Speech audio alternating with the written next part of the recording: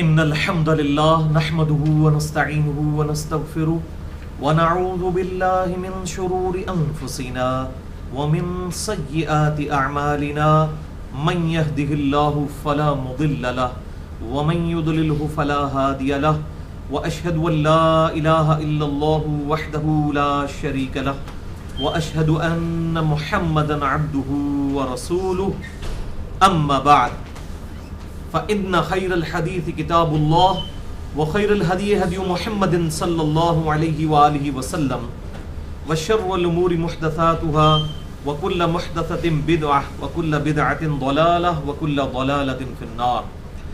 أعوذ بالله السميع العليم من الشيطان الرجيم من همزه ونفخه ونفثه. بسم الله الرحمن الرحيم.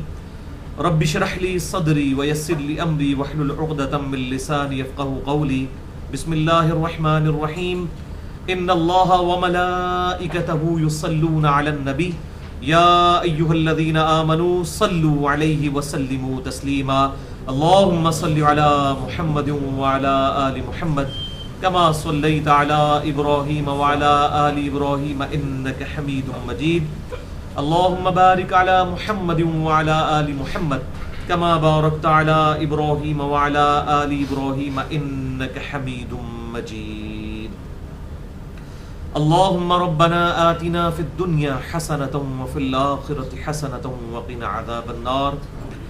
اللهم ربنا آتنا من لدنك رحمة وهيئ لنا من أمرنا رشدا.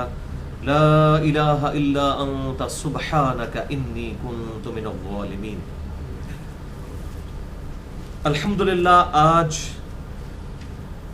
7 مئی 2016 کو ہفتے کے دن قرآن کلاس نمبر 214 میں ہم سورہ مریم کی آیت نمبر 64 سے لے کر اینڈ تک انشاءاللہ کور کریں گے. کل 35 آیات اور اسی کانٹیکسٹ میں 2 اہم ترین ٹاپک انشاءاللہ آ جائیں گے. نمبر 1 الاسرات سے ریلیٹڈ اور نمبر 2 شرک سے متعلق. تو انشاءاللہ اس میں تھوڑی تفصیلی گفتگو کروں گا. اعوذ باللہ السمیع العلیم من الشیطان الرجیم. بسم اللہ الرحمن الرحیم. سورہ مریم آیت نمبر 64. وما نتنزل الا بامر ربک. اور اے محبوب صلی اللہ علیہ وسلم ہم تو نہیں نازل ہوتے مگر آپ کے رب کے حکم کے تحت. یعنی یہ جبرائیل علیہ السلام کے ذریعے آپ صلی اللہ علیہ وسلم کو یہ بات ارشاد فرمائی جا رہی ہے اللہ تعالیٰ کی طرف سے کہ بسا اوقات اگر وحی کے آنے میں ڈیلے ہو جاتا ہے تو اس میں جبرائیل علیہ السلام کی کوئی مرضی شامل نہیں ہوتی. اس وحی کے ٹائم پر آنے سے یا ٹائم سے پہلے آنا یا بعد میں آنا جو کوئی انسان سوچ سکتا ہے ایسا نہیں ہوتا، بلکہ یہ اللہ تعالیٰ کے حکم سے ہوتا ہے. جبرائیل علیہ السلام کو بھی اس معاملے میں کوئی اختیار حاصل نہیں ہے. تو یہ جبرائیل علیہ السلام اور فرشتوں کے ذریعے سے کہا جا رہا ہے وما نتنزل الا بامر ربک. اور اے نبی صلی اللہ علیہ وسلم ہم تو نازل نہیں ہوتے مگر آپ کے رب کے حکم کے تحت. لہو ما بین ایدینا وما خلفنا. اسی کا ہے جو کچھ ہمارے آگے ہے اور جو کچھ ہمارے پیچھے ہے. وما بین ذالک. اور جو کچھ اس کے درمیان ہے. وما کان ربک نسیا. اور آپ کا رب جو ہے یہ بھولنے والا نہیں ہے. اس کا یہ ڈیوائن ڈیسیژن ہے جب چاہے وہی نازل فرمائے. کسی خاص موقع کے اوپر کون سا حکم آنا ہے یہ اللہ تعالیٰ کا اپنا ایبسولوٹ اپنا ڈیسیژن ہے. کسی بھی فرشتے کو اس میں دخل نہیں ہے. رب السماوات والارض وما بینہما. وہی ہے رب آسمانوں کا اور زمین کا اور جو کچھ اس کے درمیان ہے. تو یہ جب بھی قرآن حکیم میں یہ بات آئے نا کہ جو کچھ اس کے درمیان ہے آسمان اور زمین، اس سے مراد پوری کائنات ہوتی ہے. کیونکہ this earth is a miracle planet in this universe. Allah تعالیٰ آسمانوں کا ذکر کرتا ہے تو ساتھ اس زمین کا سنگولر کے سیغے کے ساتھ عموماً ذکر کرتا ہے، سوائے 1:28 پارے میں ذکر آیا. ادروائز جب بھی زمین کا ذکر آتا ہے تو واحد کے سیغے کے ساتھ، کیونکہ یہ ایک معجزانہ کرہ ہے اس پوری کائنات کے اندر. تو وہی رب ہے آسمانوں کا اور زمین کا اور جو کچھ اس کے درمیان ہے یعنی پوری کائنات کا. فاعبدوہ. پس اسی کی عبادت کرو. واستبر لعبادتہ. اور اس کی عبادت میں ثابت قدم رہو. ظاہر ہے کہ توحید پر قائم رہنا یہ بڑا مشکل کام ہے، اس کے لیے بڑی تکلیف اٹھانی پڑتی ہے. حل تعلم لہ سمیہ، کیا تم کسی اور ہستی کو بھی جانتے ہو جو اس اللہ کی مثل ہو؟ کوئی تم نے سن رکھی ہے کوئی ایسی ہستی جو اللہ کی مثل ہو؟ وَيَقُولُ الْإِنسَانُ أَإِذَا مَا مِتُّ لَسَوْفَ أُخْرَجُ حَيًّا، اور انسان کہتا ہے انکار کرتے ہوئے، کیا جب میں مر کر مٹی ہو جاؤں گا تو مجھے دوبارہ سے زندہ کر لیا جائے گا؟ أَوَلَا يَذْكُرُ الْإِنسَانُ أَنَّا خَلَقْنَاهُ مِنْ قَبْلِ، کیا انسان نے اس بات کے اوپر غور نہ کیا کہ ہم نے اسے پہلے بھی تو پیدا فرمایا تھا؟ وَلَمْ يَكُ شَيْئًا، جبکہ وہ کوئی شے نہیں تھا، کریشن ایکس نہیلو جس اللہ نے کی ہے، عدم محض سے وجود بخشا ہے، کیا وہ اس بات پر قادر نہیں کہ انسان کی گلی سڑی ہڈیوں میں سے دوبارہ اسی انسان کو پیدا کر دے؟ یعنی پہلی دفعہ پیدا کرنا یہ مشکل کام ہوتا ہے، دوبارہ پیدا کرنا یہ کوئی مشکل کام نہیں ہے۔ جس اللہ نے بغیر کسی نمونے کے اس کائنات اور اس کی مخلوقات کو پیدا کیا، بدیع السماوات والارض، موجد ہے، انوینٹر ہے اس پوری کائنات کا، اس کے لیے کوئی چیز مشکل ہے کہ وہ ایک بنی ہوئی چیز جب گل سڑ جائے اس کو دوبارہ زندہ کرے؟ اللہ کے لیے کوئی مشکل کام نہیں ہے۔ فَوَرَبِّكَ لَنَحْشُرَنَّهُمْ، اور اے نبی تیرے رب ہونے کی قسم، مجھے تیرے رب ہونے کی قسم، کہ آپ کا ہی انکار کیا جا رہا ہے تو اللہ تعالیٰ ہمارا تیرے رب ہونے کی قسم، ہم ضرور ہم انہیں جمع کر لیں گے، والشیاطین، اور ان کے شیاطین کو بھی، یعنی جو انسانوں کے ساتھ شیاطین لگے ہوئے ہیں، چاہے وہ انسانوں کی شکل میں ہو یا جنات کی شکل میں، ان سب کے سب باغیوں کو ہم قیامت والے دن ضرور جمع کریں گے۔ ثم لنحضرنہم حول جہنم جثیا، اور پھر ان سب کے سب کو ہم حاضر کریں گے دوزخ کے گرد گھٹنوں کے بل گرے ہوئے۔ یہ عاجزی کی علامت ہوگی، اس وقت تو کسی کے پاس کوئی اختیار نہیں ہوگا، سب کے سب جو سرکش لوگ ہیں یہ گھٹنوں کے بل جو ہے وہ اللہ تعالیٰ کے حضور گر پڑیں گے۔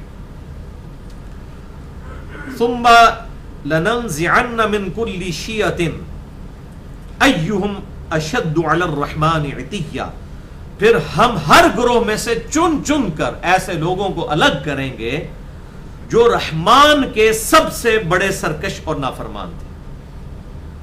یعنی رحمان کی مخالفت کفار کی جانب سے بھی کوئی ایک جیسی نہیں ہوتی ہے۔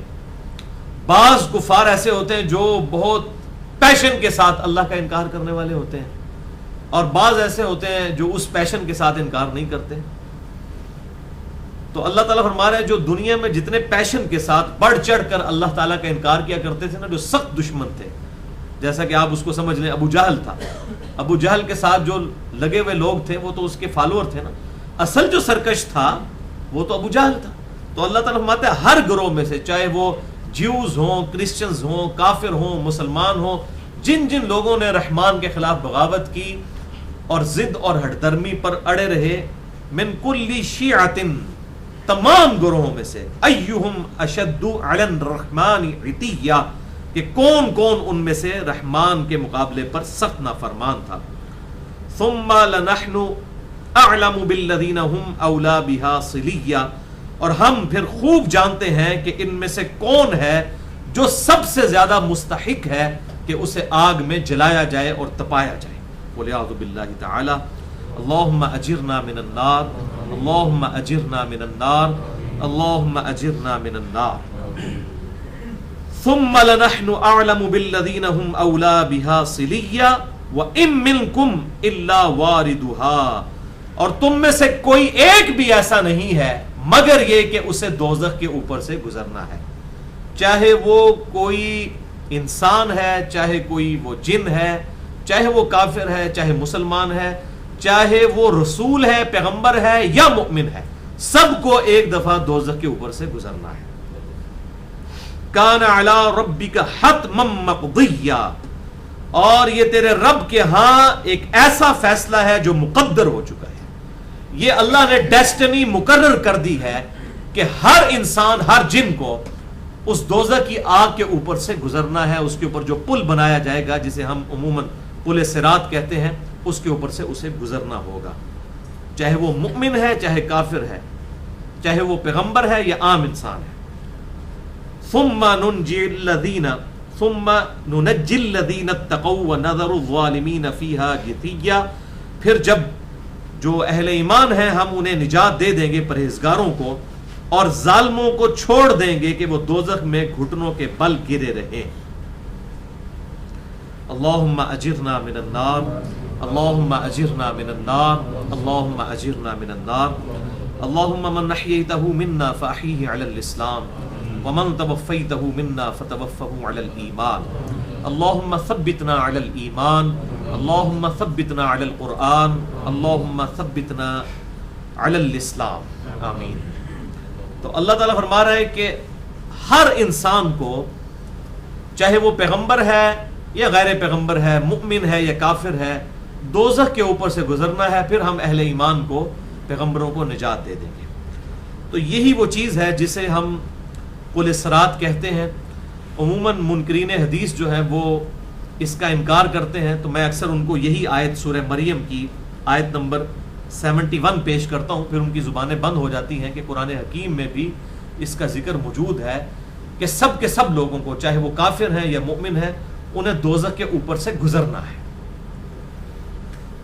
اور یہ اللہ تعالیٰ عبرت کے لیے گزارے گا۔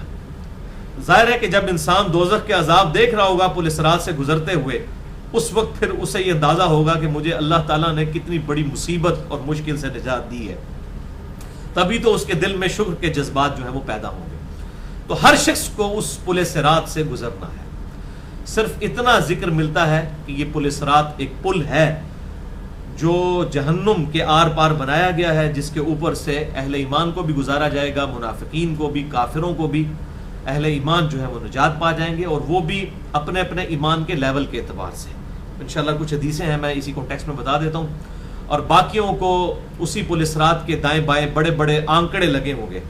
آپ آج کی ماڈرن لینگویج میں سمجھ لیں، جس طریقے سے یہ بڑی بڑی کرینیں ہوتی ہیں نا، جن کے وہ آگے اتنے پنجے بنے ہوئے ہوتے ہیں، تو اس طرح آنکڑے لگے ہوئے ہوں گے جو پکڑ پکڑ کے پل صراط سے اٹھا کے لوگوں کو دوزخ میں پھینک رہے ہوں گے۔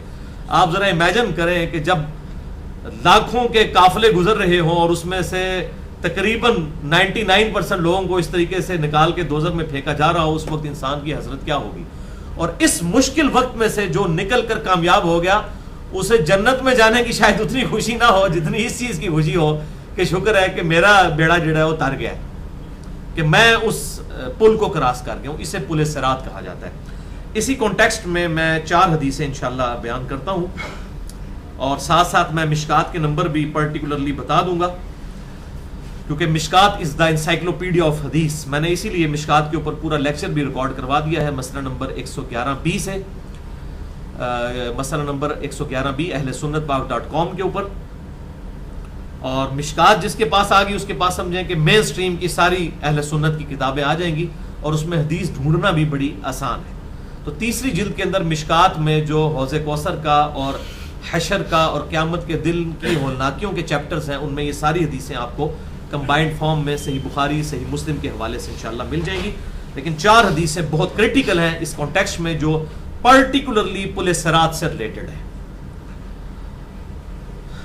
پہلی حدیث صحیح بخاری اور صحیح مسلم کی متفقن علیہ حدیث ہے، مشکات میں اس کا نمبر ہے 5581، کہ آپ صلی اللہ علیہ وسلم نے ارشاد فرمایا کہ جہنم یعنی دوزخ کے دونوں کناروں پر پل قائم کیا جائے گا، تمام رسولوں سے پہلے میں اپنی امت کے ساتھ اس پل صراط سے گزروں گا، اور اس دن تمام رسولوں کی زبان پر صرف ایک ہی کلام ہوگا، اللہم سلم اللہم سلم اللہم سلم، اے اللہ سلامتی کے ساتھ گزار دینا، سلامتی کے ساتھ گزار دینا، سلامتی کے ساتھ گزار دینا۔ یہ پیغمبروں کا کلام ہوگا، باقی لوگ کس کھاتے میں ہیں؟ اللہ اکبر۔ دوسری حدیث صحیح مسلم میں ہے اور مشکات میں اس کا نمبر ہے 5609، کہ آپ صلی اللہ علیہ وسلم نے فرمایا کہ پل صراط کے دونوں جانب بڑے بڑے آنکڑے لگے ہوئے ہوں گے، یعنی اللہ تعالیٰ کی طرف سے کرینیں ہوں گی جن کے بڑے بڑے پنجے ہوں گے، وہ لوگوں کو پکڑ پکڑ کر اس میں سے پل صراط کے اوپر سے اٹھا کے دوزخ میں پھینک رہے ہوں گے۔ اور لوگ جو ہیں پل صراط سے گزریں گے، بعض لوگ جو ہیں وہ بجلی کی سی رفتار سے گزر جائیں گے، بعض لوگ تیز ہوا کی سی رفتار سے، بعض گھوڑے کی رفتار سے، اور بعض جو ہے وہ پیدل دوڑنے والے کی رفتار سے، اور بعض جو ہے وہ آہستہ رفتار سے، اور بعض جو ہے وہ زخمی ہو کر بالآخر نجات پا جائیں گے۔ یعنی ایسے بھی ہوں گے کہ جن کو یعنی کہ ان کی وہ اس وقت زندگی سٹیک پہ لگی ہوئی ہوگی, آنکڑے ان کو پکڑ رہے ہوں گے لیکن وہ زخمی ہوں گے, بہرحال گھسٹتے پھسٹتے وہ اپنے اعمال کی وجہ سے اللہ تعالیٰ ان کو پار لگا دے گا.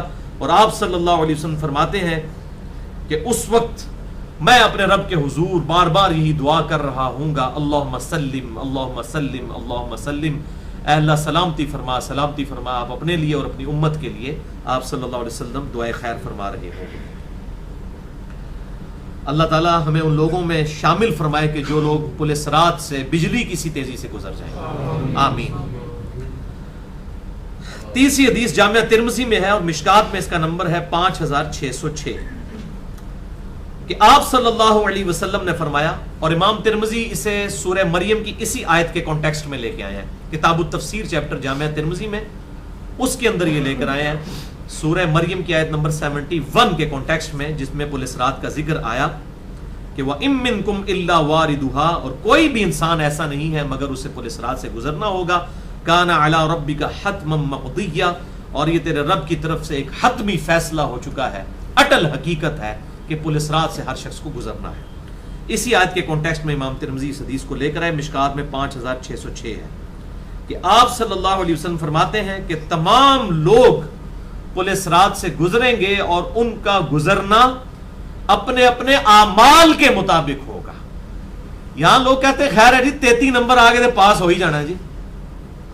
اب اعمال کے مطابق لوگ گزریں گے, اور ظاہر ہے کہ ایک شخص جو ہے وہ بجلی کی سی تیزی سے گزر رہا ہے, اس کا سٹیٹ آف مائنڈ کیا ہوگا, اور ایک جو ہے بالکل کیڑی سی رفتار کے ساتھ گزر رہا ہے اور پتہ نہیں اس کو کتنے سال لگ جائیں وہ پل پار کرنے کے لیے, اور ہر وقت اسے دھڑکا لگا ہوا ہے کہ ابھی کوئی آنکڑا آیا کہ آیا, کنفرم تو نہیں, جب تک وہ پار نہیں لگ جاتا اسے یہ کنفرم تو نہیں ہے نا کہ وہ نجات پانے والوں میں یہ نہیں ہے.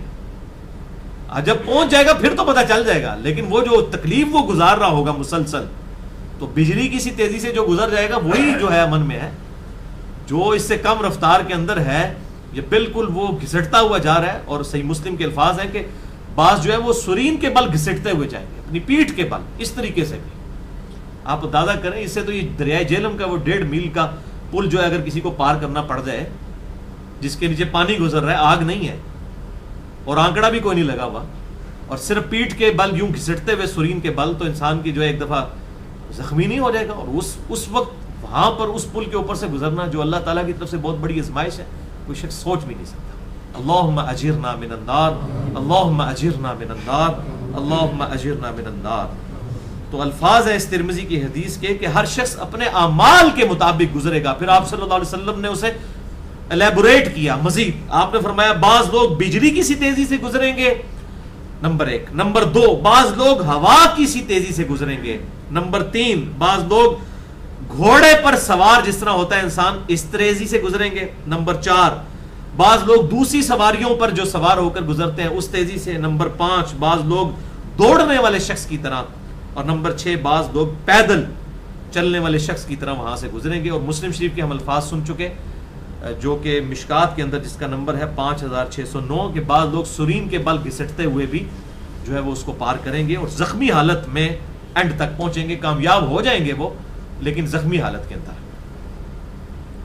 اور چوتھی حدیث ہے جامعہ ترمذی میں اور مشکات میں, اس کا نمبر ہے 5595 کہ انس ابن مالک کہتے ہیں کہ میں نے اللہ کے محبوب صلی اللہ علیہ وسلم سے عرض کیا, اللہ کے محبوب صلی اللہ علیہ وسلم کیا قیامت والے دن آپ میری شفاعت کریں گے؟ تو آپ نے فرمایا انا فاعل, میں تمہاری شفاعت کرنے والا ہوں. اب پھر انہوں نے مزید آگے عرض کی, انہوں نے کہا یا رسول اللہ صلی اللہ علیہ وسلم قیامت والے دن میں آپ کو کہاں پر تلاش کروں؟ تو آپ صلی اللہ علیہ وسلم نے فرمایا مجھے پل صراط پر دیکھ لینا.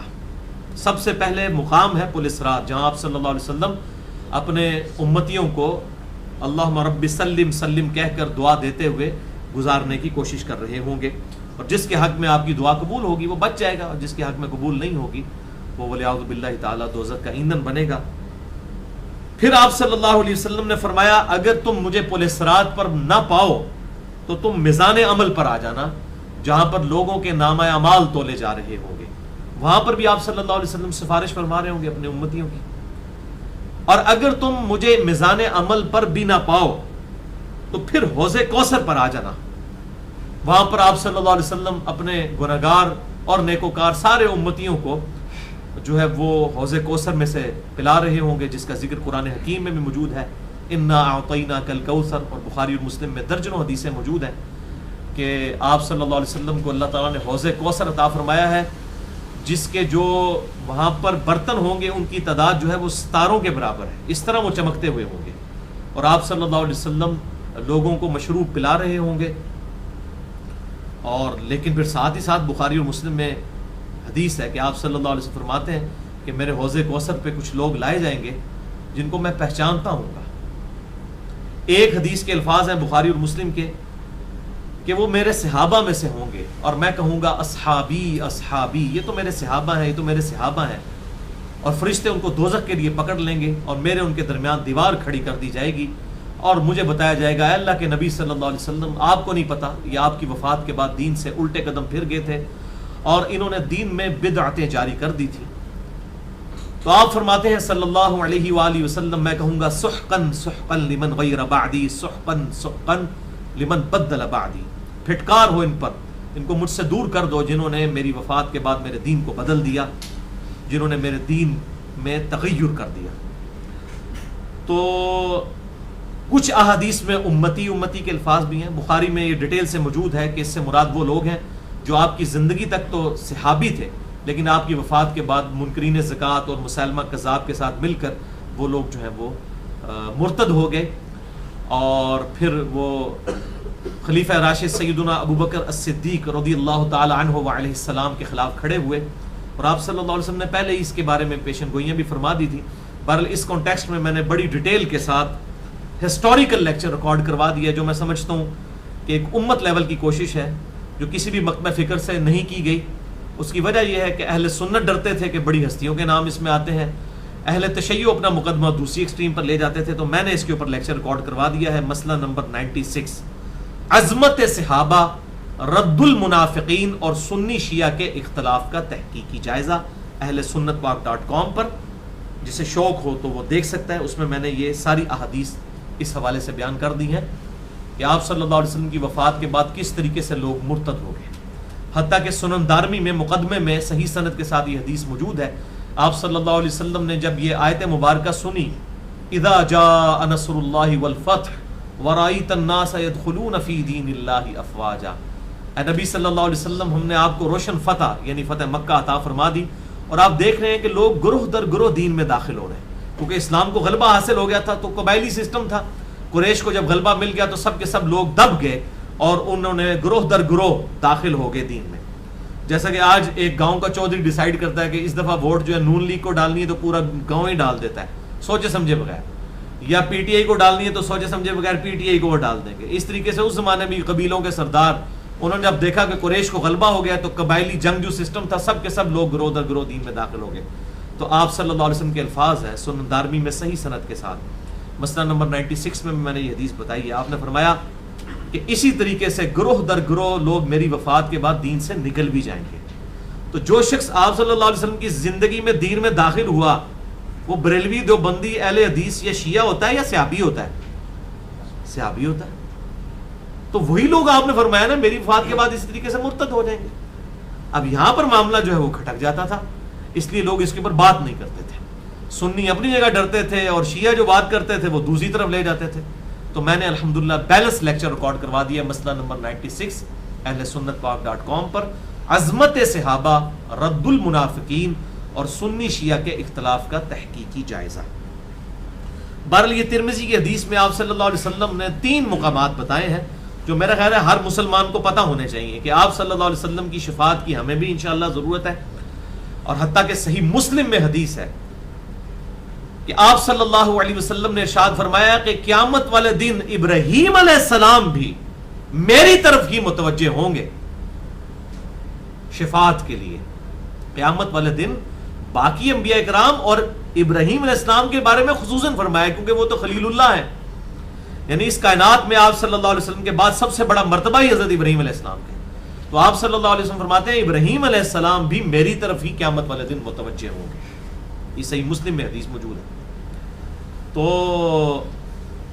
اسی کے اوپر احمد بریلوی صاحب نے ایک بہت پیارا شعر بھی کہا ہے، وہ جہنم میں گرا ان سے جو مستغنا ہوا. وہ کہتے ہیں جس شخص نے کہا نا کہ مجھے رسول اللہ کی حاجت نہیں ہے قیامت والے دن، تو وہ دوزخ میں ہی گرے گا. وہ جہنم میں گرا ان سے جو مستغنا ہوا، ہے خلیل اللہ کو حاجت رسول اللہ کی. وہ کہتے ہیں قیامت والے دن خلیل اللہ کو بھی رسول اللہ کی حاجت ہے. تو جو شخص یہ کہتا ہے کہ میں نبی صلی اللہ علیہ وسلم کی مجھے قیامت والے دن کوئی ضرورت نہیں ہے، تو وہ دوزخ میں گرے گا. ہے خلیل اللہ کو حاجت رسول اللہ کی. تو اللہ تعالی ہم سب کو آپ صلی اللہ علیہ وسلم کی شفاعت نصیب فرمائے. بہرحال یہ 3 پوائنٹس جو ہے وہ یاد کر لیں، 3 سٹیشنز یاد کر لیں. جیسے وہ میٹرو سٹیشن ہے نا، تو قیامت کے دن کے جو 3 مائل سٹونز، بڑے بڑے سٹیشنز جو ہیں جن کے اوپر آپ صلی اللہ علیہ وسلم کو تلاش کیا جا سکتا ہے. نمبر 1 پل صراط، نمبر 2 میزان عمل، اور نمبر 3 حوض کوثر، جہاں پر آپ صلی اللہ علیہ وسلم اپنے امتیوں کو جو ہے مشروب پلا رہے ہوں گے. تو یہ وہ جگہ ہیں جہاں آپ صلی اللہ علیہ وسلم کو تلاش کیا جائے گا انشاءاللہ. اب آ جائیے بھائیو اگلی آیات کی طرف. آیت نمبر 73 سورہ مریم. وَإِذَا تُتْلَى عَلَيْهِمْ آيَاتُنَا بَيِّنَاتٍ، اور جب تلاوت کی جاتی ہیں ہماری روشن آیات ان کے اوپر، قَالَ الَّذِينَ كَفَرُوا لِلَّذِينَ آمَنُوا، تو وہ لوگ جو کہ کافر ہیں وہ کہتے ہیں ایمان والوں کے لیے، ان سے کہتے ہیں اَيُّ الْفَرِيقَيْنِ خَيْرٌ مَقَامًا وَأَحْسَنُ نَدِيًّا، کہ بتاؤ ہم دونوں میں سے کس گروہ کی رہائشیں جو ہیں، رہنے کے مکان آرام دہ ہیں، اور کن کی نشستیں خوبصورت ہیں. یعنی ایک طرف نبی صلی اللہ علیہ وسلم اور ان کے غریب اصحاب ہیں جو دار ارقم میں بیٹھے ہوئے ہیں، اور دوسری طرف جو ہے وہ ابو جہل اور اسی طریقے سے عتبہ اور جو مغیرہ اور اس طرح کے اور جو کفار تھے وہ لوگ، ان لوگوں کی مجلسیں، وہ اتنے امیر لوگ، تو وہ غریب مسلمانوں کو چھیڑا کرتے تھے کہ بتاؤ کہ ہمارے مکانات خوبصورت ہیں، ہماری مجلسیں خوبصورت ہیں یا تمہاری. اب اللہ تعالیٰ اس کی طرف سے کیا جواب دے رہے ہیں؟ وَكَمْ مَخْلَقْنَا قَبْلَهُمْ مِنْ قَرْنٍ، اور کتنے ہی ایسی قومیں تھیں ان سے پہلے بھی اس طرح کی ٹھاٹ اور باٹ رکھنے والی، ہم نے ان کو تباہ و برباد کر دیا. ہم احسن اثاثا ورئیا، جو ساز و سامان کے اعتبار سے بھی مشرکین عرب سے بہتر تھیں، اور ورئیا، اور بڑی سج دھج والی وہ قومیں تھیں. قل من کان فی الضلالۃ فلیمدد لہ الرحمن مدا، اے نبی صلی اللہ علیہ وسلم ان کو فرما دیجئے کہ جو لوگ گمراہی میں ہیں تو اللہ تعالیٰ ان کو ڈھیل دے دیتا ہے، رحمان کی جانب سے لمبی ڈھیل ان کو دے دی جاتی ہے. حتی اذا رأوا ما یوعدون، یہاں تک کہ جب وہ دیکھ لیتے ہیں جس کا وعدہ ان کو دیا گیا. کیا چیز؟ اما العذاب، یا عذاب دنیا کی زندگی میں، و اما الساعہ، یا قیامت. اور وہ بخاری اور مسلم کی متفق علیہ حدیث ہے کہ جو مر گیا اس کی قیامت قائم ہو گئی. یعنی جب موت کسی کو آئے گی تو اللہ تعالیٰ فرماتے ہیں اس وقت سب کچھ نظر آ جائے گا. فَسَيَعْلَمُونَ مَنْ هُوَ شَرٌّ مَكَانًا وَأَضْعَفُ جُنْدًا، اس وقت ان کافروں کو پتہ چل جائے گا کہ کس کے مکان برے ہیں اور کون لشکر کے اعتبار سے کمزور ہے. یعنی پھر تو بادشاہ تو اللہ ہی کی ہے. لمن الملک اليوم للہ الواحد القہار، آج کس کی بادشاہت ہے؟ اس اکیلے قہار اللہ کی. تو یہ دنیا میں کہتے ہیں نا کہ مسلمانوں کے مکان، ان غریبوں کے بیٹھنے کی جگہ کس طرح کی کسب پرسی کی حالت ہے. اللہ تعالیٰ فرماتا ہے یہ ان پر جب عذاب آئے گا، موت کا وقت آ جائے گا، قیامت قائم ہوگی، پھر ان کو پتہ چلے گا کہ مکان کس کے اچھے ہیں. جب بلال حبشی کو جو ہے وہ آپ سمجھیں کہ اربوں کنال کی اللہ تعالیٰ کی طرف سے الاٹمنٹ ہوگی جنت کے اندر، اربوں خربوں کنال کی، پھر اس وقت پتہ چلے گا کہ بلال حبشی ان کا مکان اچھا ہے یا امیہ ابن خلف جو اس کا آقا تھا اس کا مکان اچھا ہے. اسی طریقے سے عمار ابن یاسر اور ان کے والد اور ان کی والدہ جو اسلام کے پہلے شہید ہیں، سیدنا یاسر اور سیدہ سمیہ رضی اللہ عنہم اجمعین، جن کو ابو جہل نے بڑی بے دردی کے ساتھ شہید کیا. جب ان کے مرنے کے بعد ان کو جب جنت میں ان کا مقام ملے گا اور ابو جہل کے ساتھ جو کچھ ہوگا، پھر پتہ چلے گا کہ کس کا مکان اچھا ہے اور کس کے لشکر مضبوط ہے. اللہ تعالیٰ کتنا غالب ہے، اس کا لشکر مضبوط ہے. اللہ تعالیٰ دنیا میں کسی کو انعام دے نہ دے، آخرت کا انعام اہل ایمان کے لیے باقی ہے. وَيَزِيدُ اللَّهُ الَّذِينَ اهْتَدَوْا، اور اللہ تعالیٰ اضافہ فرما دیتا ہے ہدایت میں، الَّذِينَ اهْتَدَوْا ہدا، جو لوگ ہدایت قبول کرنے والے لوگ ہیں ان کی ہدایت میں اللہ تعالیٰ اضافہ فرما دیتا ہے. وَالْبَاقِيَاتُ الصَّالِحَاتُ خَيْرٌ عِنْدَ رَبِّكَ ثَوَابًا وَخَيْرٌ مَرَدًّا، اور باقی رہنے والی تو ہیں نیکیاں اللہ تعالیٰ کی طرف سے. باقیات الصالحات، باقی رہنے والی کیا ہیں؟ نیکیاں، جو نیک اعمال کیے تھے. خیر عند ربک، جو کہ بہتر ہے تیرے رب کے پاس. ثوابا وخیر مردا، ثواب کے اعتبار سے بھی اور اپنے انجام کے اعتبار سے بھی. وہ ہیں اصل میں بہتر نیکیاں جو انسان نے جوڑ لی. یعنی مال تو کوئی چیز نہیں. صحیح مسلم میں حدیث ہے کہ اللہ تعالیٰ تمہاری شکلوں اور مال کو نہیں دیکھتا بلکہ دلوں اور اعمال کو دیکھتا ہے. اللہ کے حضور تو یہ چیز ہے. اسی اعتبار سے ایک اور حدیث بڑی زبردست ہے، صحیح بخاری اور صحیح مسلم کی متفق علیہ حدیث ہے، بڑی کریٹیکل ہے، میں نے اس کا نمبر لکھ لیا تھا.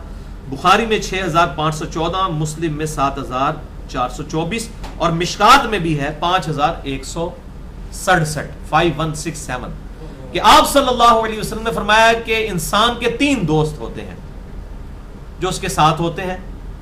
2 واپس آ جاتے ہیں، ایک ہی قبر میں اس کے ساتھ جاتا ہے. اس کے رشتہ دار، اس کا مال اور اس کے اعمال، یہ 3 دوست ہوتے ہیں. اس کا مال اور اس کے رشتہ دار یہ واپس آ جاتے ہیں اور صرف اعمال ہی اس کے ساتھ جاتے ہیں.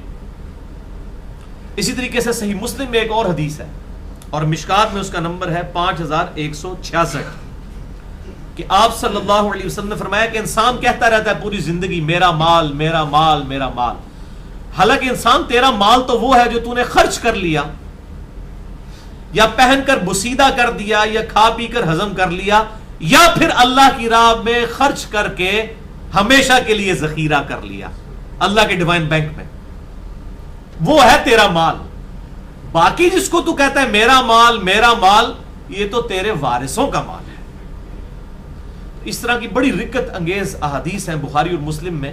17 احادیث ایسی میں نے جمع کی ہیں بڑی محنت کر کے، اور پورا لیکچر ریکارڈ کروا دیا قرآن حکیم سے. 11 آیات اور 17 صحیح الاسناد احادیث ہیں صحیح بخاری اور صحیح مسلم سے. مسئلہ نمبر 51 ہے رزق حرام کی مذمت، دنیا پرستی کی مذمت اور دنیا پرستی کے انجام اور اس کے علاج سے ریلیٹڈ 11 آیات اور 17 صحیح الاسناد احادیث بخاری اور مسلم سے. اور یہ حدیث آپ کو مشکات میں 3ری جلد کے اندر کتاب الرقاق چیپٹر میں اکٹھی مل جائیں گی، بلکہ کوئی 150-200 حدیثیں آپ کو اس طرح کی ملیں گی. کتاب الرقاق کہتے ہیں ایسا چیپٹر جو دل میں رقت اور خوف طاری کر دے، لرزہ طاری کر دینے والا چیپٹر. امام بخاری نے بھی باب باندھا ہے کتاب الرقاق، دل میں لرزہ طاری کر دینے والا. تو بخاری، مسلم، ابو داؤد، ترمذی، نسائی، ابن ماجہ اور کئی احادیث کی کتابوں سے کمبائنڈ فارم میں کتاب الرقاق سے متعلق ساری حدیثیں آپ کو مشکات کی 3ری جلد میں مل جائیں گی کتاب الرقاق چیپٹر کے اندر. اس لیے بھائیوں میں بار بار یہ کہتا ہوں، اور میں نے یہ الحمدللہ ایک امت لیول کی علمی خدمت کی ہے کہ جو لوگوں کو انٹروڈیوس کروا دیا ہے مشکات کے ساتھ. اور الحمدللہ شیخ زبیر صاحب سے بھی میں نے یہی ریکویسٹ کی تھی 17 جون 2009 کو جب میرا ان کے ساتھ انٹرویو ریکارڈ ہوا. اس کے بعد بھی میں نے بڑی ڈیٹیل کے ساتھ ان سے ڈسکشن کی اور ان کو میں نے ریکویسٹ کی کہ خدا کے لیے آپ یہ اختلافی موضوعات کی بجائے مشکات کے اوپر کام کریں جو کام کرنے والا ہے. تو مجھے کہنے لگے علی بھائی میں تو 7 سال سے پچھلے کام کر رہا ہوں مشکات کے اوپر اور کمپلیٹ ہونے والا ہے. اور پھر الحمدللہ وہ چھپ کے 2011 کے اندر مارکیٹ میں بھی آ گیا. ہماری ویب سائٹ اہل سنت پاک.com پر 18 MB کی 3 فائلوں پہ وہ 3 جلدیں موجود ہیں، اور مارکیٹ میں تقریباً پاکستانی روپیز کے مطابق اس وقت اس کی قیمت 1400 کے قریب ہے.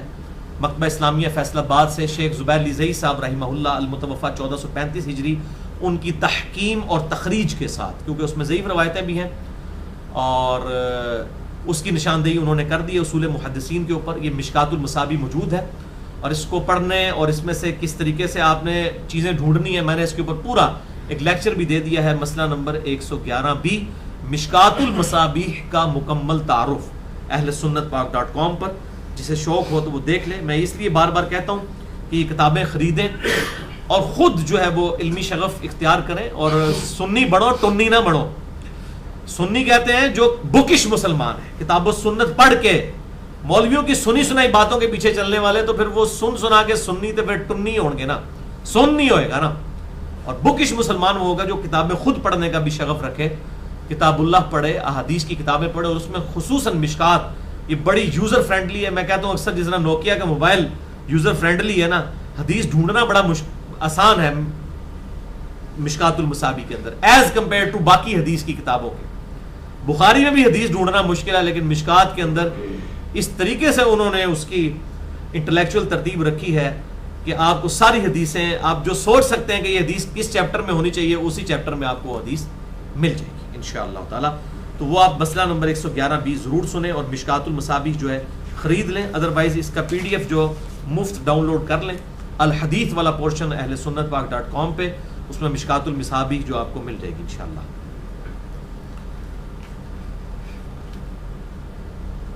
آیت نمبر 77 سورہ مریم کی. افرائیت الذی کفر بآیاتنا، کیا اے نبی صلی اللہ علیہ وسلم آپ نے اس شخص کو دیکھا کہ جس نے ہماری آیات کا انکار کیا. وقال لأوتین مالا وولدا، اور اس نے کہا کہ مجھے تو ضرور مال دیا جائے گا اور اولاد بھی دی جائے گی. یعنی دنیا میں جس اللہ نے مجھے مال و اولاد دی ہے، قیامت میں بھی ہمیں ہی ملے گا. مسلمان ایتھے بھی غریب تھے، اوتھے بھی غریب ہی ہوں گے. یہ ایک جملہ کسا ہے ایک کافر نے، تو اللہ تعالیٰ نے اس کے اوپر ایکسپرٹ اوپینین دیا اپنا. اطلع الغیب، کیا یہ غیب پر آگاہ ہو گیا ہے؟ ام اتخذ عند الرحمن عہدا، یا کوئی رحمان سے اس نے کوئی ایسا پکا عہد کر لیا ہے کہ جو اللہ عہد نہیں توڑے گا. اتنا کانفیڈنٹ ہے یہ؟ کلا، ہرگز نہیں. سنکتب ما یقول، ہم لکھ لیں گے جو یہ کہہ رہا ہے. وَنَمُدُّ لَهُ مِنَ الْعَذَابِ مَدًّا، اور ہم لمبا کر دیں گے اس کے لیے خوب عذاب. وَنَرِثُهُ مَا يَقُولُ، اور ہم ہی وارث ہوں گے جس کے بارے میں یہ کہہ رہے ہیں مال اولاد. یہ بھی مر جائے گا، اس کے مال کا وارث بھی ہم نے ہونا ہے.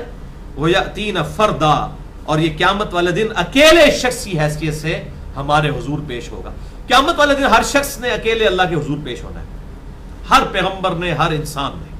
یہ اس کا ٹاپک ہے، آگے بھی اس سے ریلیٹڈ ایک آیت آئے گی کہ قیامت والے دن ہر شخص ایز این انڈیویجول اللہ کے حضور پیش ہوگا. کوئی جتھا اس کے ساتھ نہیں ہوگا، کوئی اس کے وزیر ساتھ نہیں ہوں گے، کوئی فوج ساتھ نہیں ہوگی. اکیلا ہر شخص نے اپنے رب کے حضور اپنے کیے ہوئے اعمال کا جواب دینا ہے. تو یہ آیات مبارکہ پرٹیکولرلی ان کا شان نزول بھی موجود ہے صحیح بخاری اور صحیح مسلم کے اندر.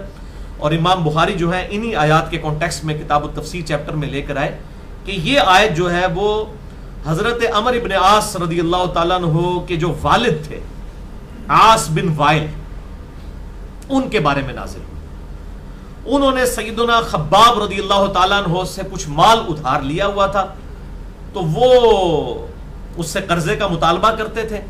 تو آگے سے کہتا تھا کہ میں قرضہ تمہیں واپس کر دوں گا. عمر بن عاص کا جو والد تھا، عمر بن عاص تو صحابی ہے، ان کا بیٹا بھی صحابی ہے، ان کا والد جو ہے وہ پکا کافر تھا اور بڑا نبی صلی اللہ علیہ وسلم کا سختی سے جس کو کہتے ہیں نا دشمن. تو آپ صلی اللہ علیہ وسلم کہ اس صحابی خباب رضی اللہ تعالیٰ عنہ کو یہ چھیڑتا تھا اور کہتا تھا اچھا میں تجھے قرضہ واپس کر دوں گا. یہ بخاری اور مسلم دونوں میں موجود ہے. صرف تو محمد صلی اللہ علیہ وسلم کا کفر کرتے ہیں، تو کہتے میں محمد کو نہیں مانتا، اس کی نبوت جھوٹی ہے، نعوذ باللہ. تو حضرت خباب نے پتہ کیا جواب دیا؟ انہوں نے کہا اللہ کی قسم میں مر کے دوبارہ بھی زندہ کیا جاؤں نا قیامت والے دن، اور وہاں بھی اگر تو مجھ سے یہ ڈیمانڈ کرے نا کہ میں محمد کا انکار کر دوں تو میں وہاں بھی انکار نہیں کروں گا. یہ ہے ایمان کی پختگی. تو یہ اللہ تبارک و تعالیٰ نے پھر اس کی طرف سے جواب دیا کہ یہ جو کہتا نا، اچھا پھر اس نے کیا کہا؟ اس نے کہا خباب پھر ٹھیک ہے قیامت والے دن تو کہہ رہا نا، پھر قیامت والے دن ہی جنوں منو مال تے منو اتنے بھی ملے ہویا اتنے ہی تو ملے گا، اتنے پھر میں جا کے تیرا قرض اتار دے گا. یعنی میں قیامت والے دن تیرا قرضہ اتار دوں گا جب اللہ تعالیٰ مجھے مال دے گا. اس پر پھر اللہ تعالیٰ نے یہ ورڈکٹ دی ہے کہ دیکھو کہ اس بندے کا کانفیڈنس لیول دیکھو اس کافر کا، کہ ایک تو ایک غریب تو بدتمیز ایک کافر ہے اور اوپر سے اتنا اس کا کانفیڈنس لیول ہے کہ وہ کہہ رہا ہے کہ قیامت والے دن جب میں دوبارہ زندہ ہوں گا وہاں پر جو میرا مال ہوگا اس میں سے میں دوں گا، اتنے کسی ہاتھ کیڑی شے ہونی ہے. اللہ تعالیٰ ہمارا جب یہاں سے مر جائے گا تو اس کے مال کے بھی ہم وارث ہوں گے. اور یہ اتنے بڑی ورڈکٹ جو ہے وہ اللہ تعالیٰ کے بہاف پہ دے رہا ہے. تو کیا اللہ تعالیٰ سے اس نے کوئی عہد لے رکھا ہے؟ اپنی طرف سے باتیں بنا رہے. وَاتَّخَذُوا مِن دُونِ اللَّهِ آلِهَةً لِيَكُونُوا لَهُمْ عِزًّا، اور انہوں نے بنا لیے ہیں اللہ کے سوا اور الہ کہ وہ ان کے لیے مددگار بن سکیں. یعنی ان کا گمان ہے کہ لات اور عزا یہ جو بڑے بڑے بت ہیں یہ چھوٹے چھوٹے آلہہ اللہ ہی کے سب آرڈینیٹس ہیں. بڑا الہ بڑا بھگوان تو وہ ایک ہی ہے، یہ اس کے آلہہ ہیں جو ہمارے سفارشی ہوں گے. یا آج کے دور کے اندر جن لوگوں کی اولیاء اللہ سے یا اسی طریقے سے انبیاء کرام علیہ السلام سے غلط عقیدہ وابستہ ہے کہ اللہ کے مقابلے پر وہ چھڑا لیں گے. ایک تو ہے اللہ کی اجازت سے، وہ تو الگ چیز. شفاعت بالاذن تو ہے، شفاعت دھونس کے ساتھ نہیں ہے. میں نے اس کے اوپر پورا لیکچر بھی ریکارڈ کروا دیا ہے. مسئلہ نمبر 88B، شفاعت رسول صلی اللہ علیہ وسلم سے متعلق جو پوری حدیث شفاعت بخاری اور مسلم کی ہے، میں نے بڑی ڈیٹیل کے ساتھ الحمدللہ اس میں بریف کر دی ہے. اور شفاعت کا جو صحیح عقیدہ ہے بالاذن والا وہ الحمدللہ کتاب و سنت کی روشنی میں نے بتایا ہے مسئلہ نمبر 88B میں. تو یہ اللہ کے سوا اور ہستیوں کو مددگار بنا لیں گے؟ کلا، ہرگز نہیں. سیکفرون بعبادتہم ویکونون علیہم ضدا، ہرگز نہیں وہ جھوٹے خدا ان کا انکار کر دیں گے. جن ہستیوں کے بارے میں ان کا یہ عقیدہ تھا وہ تو خود انکار کر دیں گے ان کی عبادت کا. وَيَكُونُونَ عَلَيْهِمْ ضِدًّا، اور وہ الٹا ان کے دشمن ہو جائیں گے قیامت والے دن. یعنی حضرت عیسیٰ علیہ السلام کے بارے میں جنہوں نے ڈیوینٹی کلیم کیا اور ان کو یہ امید ہے کہ حضرت عیسیٰ ہمیں قیامت والے دن چھڑوا لیں گے، تو اللہ تعالیٰ فرماتا ہے عیسیٰ علیہ السلام تو خود ان کے دشمن بن جائیں گے. یہ جو آج ان کے اوپر تکیہ کیے ہوئے ہیں وہ تو خود ان کے دشمن بن جائیں گے. اس پہ بھی میں نے الگ سے مسئلہ نمبر 121 ریکارڈ کروا دیا ہے اہل سنت پاک.com پہ کہ اللہ کے نیک بندوں کے حقیقی دشمن کون ہیں، اور اللہ کے نیک بندے حقیقتاً کن سے دشمنی رکھیں گے؟ انہی کے ساتھ دشمنی رکھیں گے قیامت والے دن جنہوں نے دنیا میں ان کے بارے میں عجیب و غریب عقائد و نظریات بنا لیے ہوئے ہیں. وَلِعَوْذُ بِاللَّهِ تَعَالَى. أَلَمْ تَرَ أَنَّا أَرْسَلْنَا الشَّيَاطِينَ عَلَى الْكَافِرِينَ تَعُزُّهُمْ عَزًّا. اے نبی صلی اللہ علیہ وسلم، کیا آپ نے یہ بات ملاحظہ نہیں فرمائی کہ ہم نے شیاطین کو کافروں کے اوپر مسلط کر دیا ہے کہ وہ ہر وقت انہیں اکساتے رہتے ہیں. یعنی جب کوئی شخص اللہ تعالیٰ کی نافرمانی شروع کر دیتا ہے پھر اللہ تعالیٰ شیاطین کو اجازت دے دیتا ہے کہ ٹھیک ہے اس پہ مسلط ہو جاؤ. یہ اللہ تعالیٰ کی طرف سے مسلط ہونا یہ ہوتا ہے کہ اللہ تعالیٰ کی اسپیشل پروٹیکشن ہوتی ہے. میں نے اس پہ بھی پورا لیکچر دیا ہے مسئلہ نمبر 83A، شیطانی وسوسوں اور ان کے علاج کے اوپر. میں نے کئی احادیث بتائی ہیں کہ شیطان اسی وقت انسان کے دل کے اندر وسوسے ڈالتا ہے اور اس کو اکساتا ہے جب وہ رحمان کے ذکر سے غافل ہوتا ہے. اور سورہ زخرف میں موجود ہے، جو رحمان کے ذکر سے اعراض کرتے ہیں ہم ان پر شیاطین مسلط کر دیتے ہیں. مسلط کرنے سے مراد یہ ہے کہ جو اسپیشل پروٹیکشن ہے وہ اللہ تعالیٰ کی طرف سے ہٹ جائے گی تو ظاہر خود بخود مسلط ہو جائے گی. مثال کے طور پہ اگر یہ دروازہ کھول دیا جائے تو باہر جتنے بھی اشراط الارض موجود ہیں اگر پھر رہے ہوں گے گرمیوں میں وہ خود بخود اندر آ جائیں گے. تو جیسے یہ دروازہ پروٹیکشن ہے اس طریقے سے اللہ تعالیٰ کی طرف سے اسپیشل پروٹیکشن ہوتی ہے شیاطین کے خلاف انسانوں کے ساتھ. پھر اللہ تعالیٰ پروٹیکشن ہٹا لیتا ہے تو پھر وہ شیاطین ان کے اوپر مسلط ہو جاتے ہیں اور ان کو اکساتے رہتے ہیں برائی کے اوپر کہ وہ پیغمبروں کی نافرمانی کریں. قل اعوذ باللہ تعالی فلا تعجل علیہم، تو اے نبی ان پر عذاب کے لیے جلدی مت کیجئے. انما نعد لہم عدا، ہم تو گن رہے ہیں ان کی زندگی کی ایام کو. انما نعد لہم عدا، بے شک ہم تو صرف، بلکہ اس کی اپروپریٹ ٹرانسلیشن ہوگی ہم تو صرف ان کی گنتی پوری کر رہے ہیں، ان کی گنتی کے ایام. پھر ان پہ عذاب آ جانا ہے دنیا کی زندگی میں یا آخرت کی زندگی میں، عذاب ان پر آ کر رہنا ہے جو لوگ رحمان کے مجرم ہیں. اب بھائیو قیامت کے دن کا نقشہ کھینچا جا رہا ہے، بہت ہی دردناک نقشہ ہے. یوم نحشر المتقین الی الرحمن وفدا، سورہ مریم آیت نمبر 85. اس قیامت کے دن ہم متقی لوگوں کو رحمان کے حضور پیش کریں گے مہمان بنا کر. یعنی اللہ کے نیک بندے جو ہیں ان کا تو اکرام ہوگا وہاں پر، وہ تو سمجھے کہ گیسٹ ہوں گے اللہ تعالیٰ کے قیامت والے دن.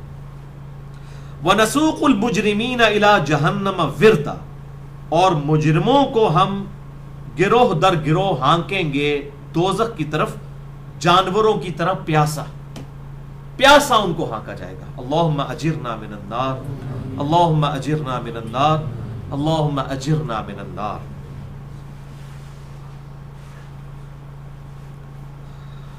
لا یملکون الشفاعۃ الا من اتخذ عند الرحمن عہدا.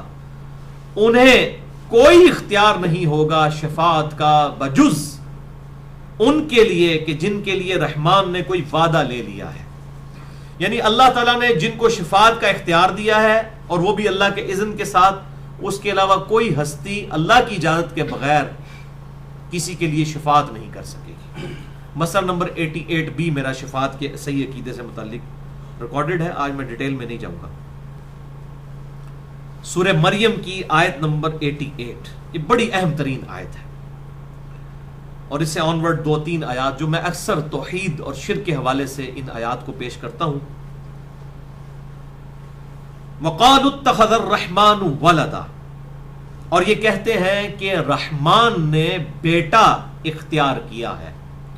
یعنی اس سے مراد جوز بھی، کرسچنز بھی، پرٹیکولرلی مشرکین عرب بھی، جن کا یہ عقیدہ تھا کہ یہ جو فرشتے ہیں اللہ کی بیٹیاں ہیں، یہ بت جو ہیں یہ اللہ تعالیٰ کے نائب ہیں، یا جیزس کرائسٹ عیسیٰ علیہ السلام کے بارے میں ڈیوینٹی جنہوں نے کلیم کی، یا اسی طریقے سے عزیر علیہ السلام سے متعلق. تو اللہ تعالیٰ فرماتا ہے انہوں نے رحمان کے بارے میں کہا کہ اللہ نے بیٹا اختیار کیا. لَقَدْ جِئْتُمْ شَيْئًا إِدًّا، اے کافرو بے شک تم ایک بہت بڑی گستاخی کی بات ہے جو اللہ تعالیٰ کی طرف منسوب کر رہے ہو، بہت بڑی گالی ہے جو اللہ تعالیٰ کو تم دے رہے ہو. تقاد السماوات یتفطرن منہ، اور یہ اتنی بڑی گستاخی ہے کہ قریب ہے کہ آسمان پھٹ پڑے ان پر جو رحمان کے لیے بیٹا تجویز کرتے ہیں، شرک کرتے ہیں رحمان کے ساتھ. وتنشق الارض، اور زمین پھٹ جائے، شک ہو جائے. وتخر الجبال ہدا، اور پہاڑ لرز کر گر پڑے، ریزہ ریزہ ہو جائیں. ان دعوا للرحمن ولدا، کہ انہوں نے رحمان کے لیے بیٹا تجویز کر دیا. رحمان ظاہر بیٹا تجویز کیا تو شرک کر دیا، کیونکہ انسان کا بیٹا کیا ہوگا؟ انسان. گھوڑے کا بیٹا گھوڑا، اونٹ کی اولاد اونٹ. جب کوئی رحمان کے لیے بیٹا تجویز کرے گا تو وہ الہہ اس کو ماننا پڑ جائے گا. تو رحمان کے لیے تو بیٹا ہے ہی نہیں. وما ينبغي للرحمن ان يتخذ ولدا، اور رحمان کے لیے تو یہ شایان شان ہی نہیں ہے کہ وہ کسی کو اپنا بیٹا اختیار کرے. ان كل من في السماوات والارض الا آتي الرحمن عبدا، کوئی ایسی چیز نہیں ہے جو آسمانوں میں ہے ہو یا زمین میں مگر یہ کہ وہ رحمان کی بارگاہ میں حاضر ہوگی بندے کی حیثیت سے. یعنی تم کہتے ہو عیسیٰ علیہ السلام رحمان کے جو ہیں وہ بیٹے ہیں، وہ بھی ایک انسان کی حیثیت سے، اللہ کے بندے کی حیثیت سے حاضر ہوں گے. لقد احصاہم وعدہم عدا، اللہ نے ان سب کا شمار کر رکھا ہے اور ان کی اچھی طرح گنتی کر رکھی ہے. وَكُلُّهُمْ آتِيهِ يَوْمَ الْقِيَامَةِ فَرْدًا، اور قیامت والے دن سب کے سب لوگ رحمان کے حضور اکیلے فرد کی حیثیت سے پیش ہوں گے. اب یہ کانٹیکسٹ بات ہو رہی ہے حضرت عیسیٰ علیہ السلام کے بارے میں. عیسیٰ علیہ السلام بھی اکیلے اللہ کے حضور پیش ہوں گے، اور باقی لوگ پھر کس باغ کی مولی ہیں؟ تو اللہ تعالیٰ فرما رہا ہے جن کو یہ تم کہہ رہے ہو رحمان کے بیٹے ہیں، سب کے سب لوگ اکیلے قیامت والے دن آئیں گے. یعنی تمہیں ان کے اوپر امید ہے کہ کوئی زبردستی اللہ سے چھڑوا لیں گے، تو ایسا عقیدہ نہ رکھو. ہاں مگر اللہ کے اذن سے، وہ بھی جب اللہ تعالیٰ جس کے لیے چاہے گا. ان الذین آمنوا وعملوا الصالحات، بے شک وہ لوگ جو کہ ایمان لے کر آئے اور انہوں نے نیک اعمال اختیار کیے. سیجعل لہم الرحمن ودا، ان قریب رحمان ان کے بارے میں لوگوں کے دلوں میں محبت ڈال دے گا.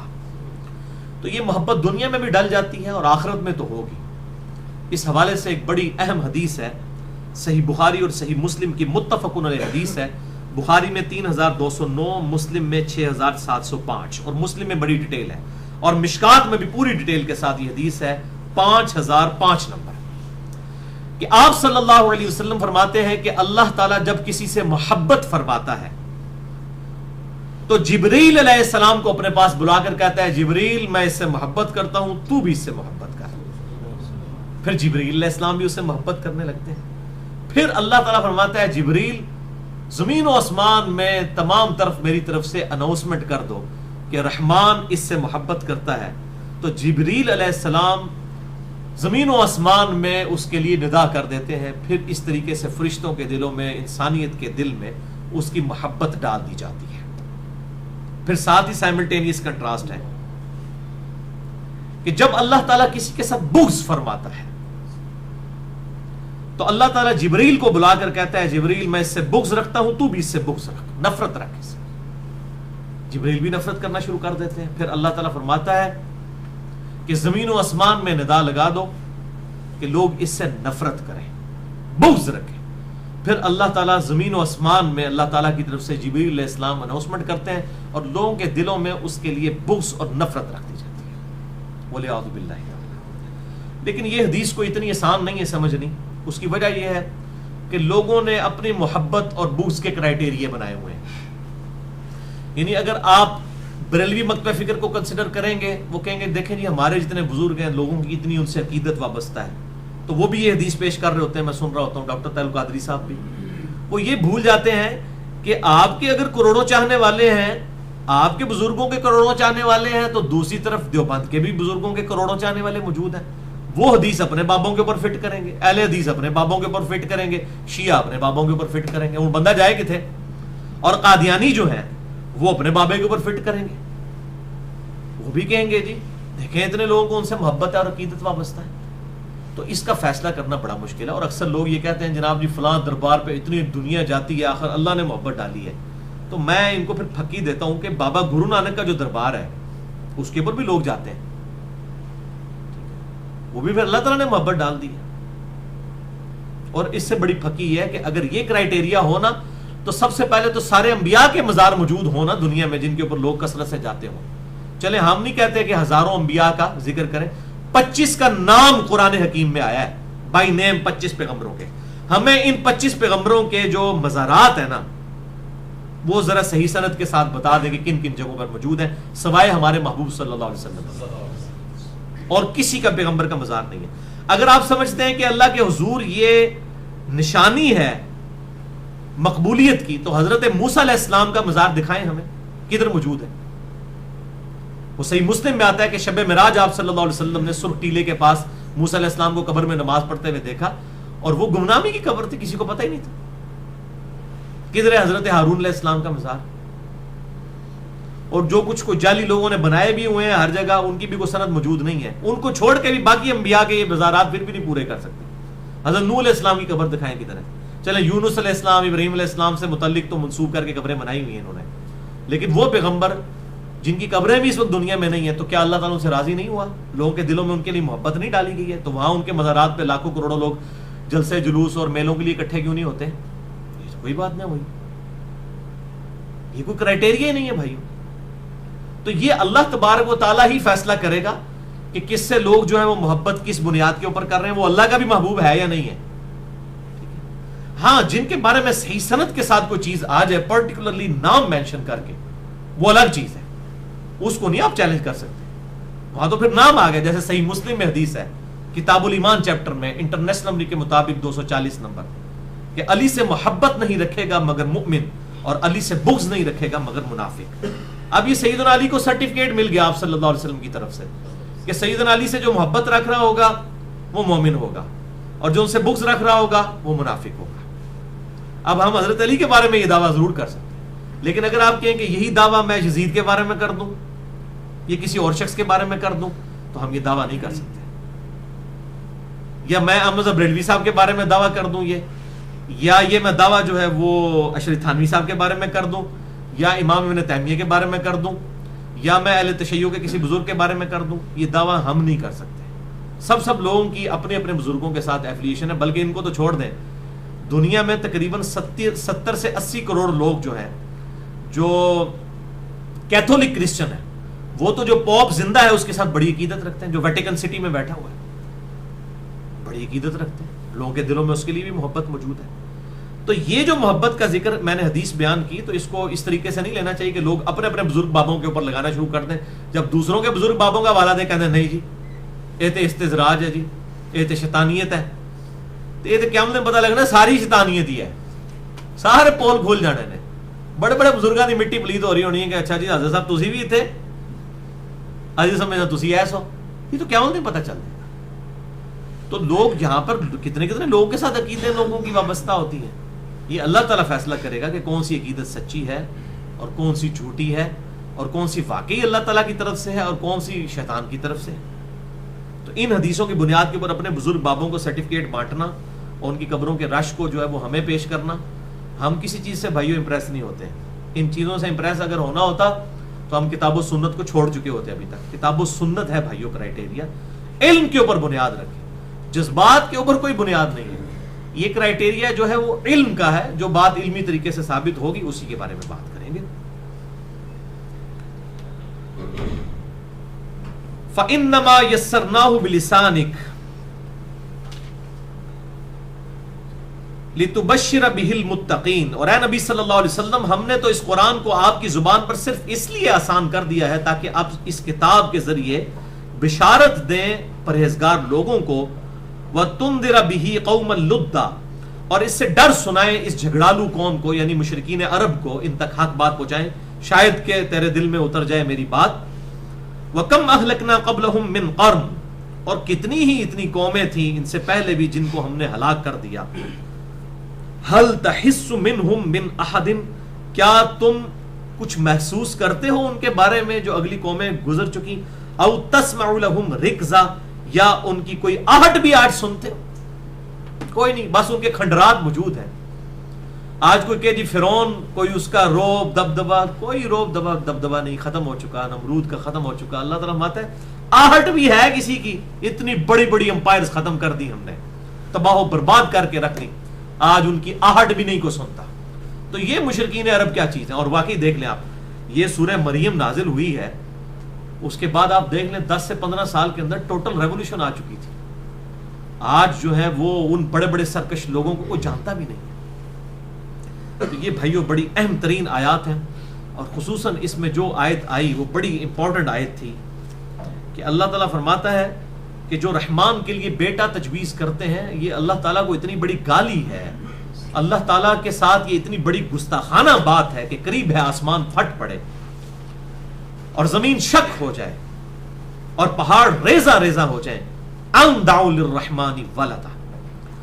اس میں اکثر یہ بات کہا کرتا ہوں، ایک یونیورسل ٹروتھ قرآن حکیم سے جو میں نے سیکھا ہے وہ بیان کرتا ہوں کہ شرک is the most sensitive issue in the sight of Allah. Allah کے حضور سب سے زیادہ حساس معاملہ ہے شرک کا. شرک نہیں اللہ نے معاف کر. اللہ تعالیٰ ہمارے اگر آسمانوں کے جذبات ہوتے، زمین اور پہاڑوں کے جذبات ہوتے تو یہ جو ہے وہ کانپ اٹھتے اور لرزہ ان پر طاری ہو جاتا اور یہ جو ہے وہ ریزہ ریزہ ہو جاتے کہ رحمان کے بارے میں ایسے عقیدے یہ تجویز کر رہے ہیں. اسی لیے آپ دیکھیں کہ اللہ تعالیٰ نے سورۃ النساء کی آیت نمبر 48 اور آیت نمبر 116 میں ایک سورت میں 2 دفعہ یہ آیت نازل فرمائی. اعوذ باللہ من الشیطان الرجیم بسم اللہ الرحمن الرحیم ان اللہ لا یغفر ان یشرک بہ. بے شک اللہ اس گناہ کو کبھی معاف نہیں کرے گا کہ اس کے ساتھ کسی قسم کا شرک کیا گیا. وَيَغْفِرُ مَا دُونَ ذَلِكَ لِمَن يَشَاءُ، اور اس کے علاوہ جتنے گناہ ہیں جس کے لیے چاہے گا معاف کرے گا. وہ بھی اوپن لائسنس نہیں ہے. وَمَن يُشْرِكْ بِاللَّهِ فَقَدْ ضَلَّ ضَلَالًا بَعِيدًا، اور جس نے اللہ کے ساتھ شرک کیا وہ گمراہ ہوا اور گمراہی میں بھی دور جا گرا. اور پھر بھائیو اس کا کلائمیکس ہے جو سورۃ المائدہ کی آیت نمبر 72 میں آیا. لَقَدْ كَفَرَ الَّذِينَ قَالُوا إِنَّ اللَّهَ هُوَ الْمَسِيحُ ابْنُ مَرْيَمَ، بے شک وہ لوگ کفر کر رہے ہیں جو کہہ رہے ہیں کہ عیسیٰ ابن مریم ہی اللہ ہے. یہ نعوذ باللہ من ذالک، اللہ نے عیسیٰ کا روپ دھار لیا ہے. وقال المسیح، جبکہ مسیح تو کہا کرتے تھے اعبدوا اللہ ربی و ربکم، اس رب کی عبادت کرو کہ جو میرا بھی رب ہے اور تمہارا بھی رب ہے. انہ من یشرک باللہ فقد حرم اللہ علیہ الجنہ. یہ عیسیٰ علیہ السلام کی تقریر ہے. بے شک جو کوئی اللہ کے ساتھ شرک کرے گا اللہ نے ایسے شخص کے اوپر جنت حرام کر دی ہے. وَمَأْوَاهُ النَّارُ وَمَا لِلظَّالِمِينَ مِنْ أَنصَارٍ, اور اس کا ٹھکانہ ہے دوزخ اور وہاں اس کا کوئی مددگار بھی نہیں ہوگا. حتیٰ کہ امام کائنات سید الاولین والآخرین شفیع المذنبین رحمت للعالمین سیدنا و مولانا امام اعظم محمد رسول اللہ صلی اللہ علیہ وسلم کی حدیث ہے, صحیح بخاری اور صحیح مسلم کی متفق علیہ حدیث ہے. بخاری میں 6304, مسلم میں 491 اور مشکات میں 2223 نمبر کہ آپ صلی اللہ علیہ وسلم نے فرمایا اللہ تعالیٰ نے ہر نبی کو ایک مقبول دعا دی تھی جو اس نے اس دنیا میں ہی کر لی, اور میں نے اپنی دعا اپنی امت کے لیے سنبھال کر رکھی ہے.